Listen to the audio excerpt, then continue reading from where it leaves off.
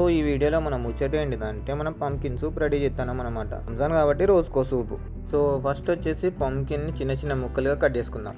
తర్వాత దీన్ని ఒక గిన్నెలో వేసుకొని దాంట్లో కొంచెం వాటర్ పోసుకోవాలి ఫస్ట్. తర్వాత అందులో 4 ఎల్లిపాయ ముక్కలు, కట్ చేసి పెట్టుకున్న ఆనియన్ స్లైసెస్, 4 టమాటా ముక్కలు వేసుకోవాలా. తర్వాత అందులో ఒక చికెన్ స్టాక్ వేసుకోవాలా. తర్వాత అందులో కొంచెం ఎల్లో పౌడర్ వేసుకోవాలా. ఎల్లో పౌడర్ ఏంటిదంటే కలర్ కోసం. తర్వాత దీన్ని మంచిగా కలుపుకొని ముక్కలన్నీ మంచిగా ఉడికేంత వరకు ఉడికించుకోవాలా. తర్వాత చూసుకోవచ్చు మన ముక్కలన్నీ మంచిగా ఉడికిపోయినాయి. ఇక దీన్ని తీసుకెళ్ళి మిక్సర్లో వేసి మంచిగా మిక్సీ పట్టుకోవాలి.